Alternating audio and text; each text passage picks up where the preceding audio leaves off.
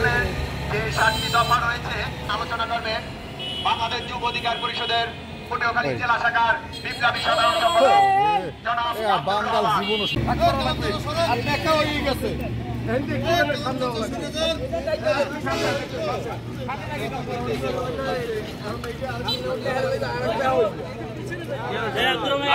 আঁকা বাঁকা আছে, একটু সোজা করেন।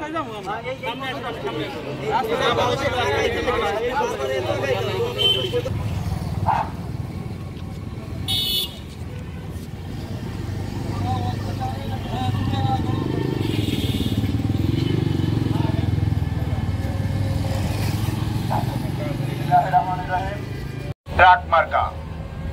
আপনারা জানেন বাংলাদেশ গণ অধিকার পরিষদ গঠনের পিছনে একটা মুখ্য আরো 1 বছর আগে 6 জানুয়ারি কেন্দ্রীয় প্রেস ক্লাবের সামনে আমরা 2 শিক্ষার সকল স্তরে চাহিদা ভিত্তিক ও কর্মমুখী শিক্ষা ব্যবস্থা প্রণয়ন ও বাস্তবায়নে অগ্রাধিকার দিতে হবে।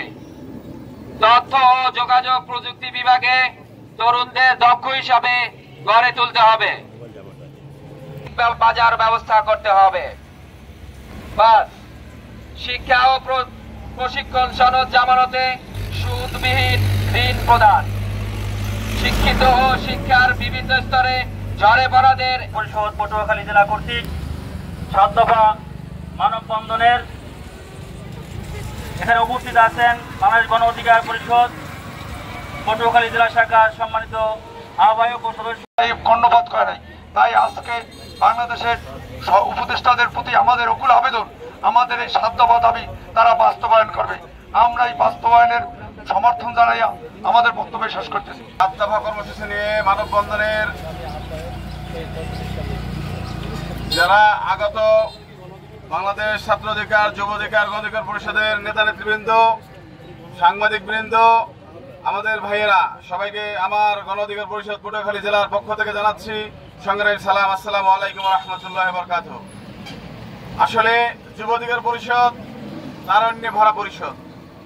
বাংলাদেশ যুব অধিকার পরিষদ ভিপি নুরুল হক নূর এই যুব অধিকার পরিষদ ছিলেন। সেখান থেকে এখন আমাদের গণ অধিকার পরিষদ আবার ভিপি নূর সৃষ্টি করেছে। এখন এই যুব অধিকার পরিষদের তারুণ্য যারা আছেন তাদের দাবি যে বয়সসীমা ছাড়া চাকরি, বেকারত্ব দূর, শিক্ষা, বস্ত্র, বাসস্থান কিভাবে মানুষ পাইতে পারে, এটা যেন এই অন্তর্বর্তীকালীন সরকার আমাদের এই যুবকদেরকে নিয়ে বাংলাদেশের সমস্ত যুবকের ভাত ও ভোটের অধিকারকে নিশ্চিত করে। এই জন্য 7 দফা কর্মসূচি নিয়ে আমরা রাস্তায় এসেছি।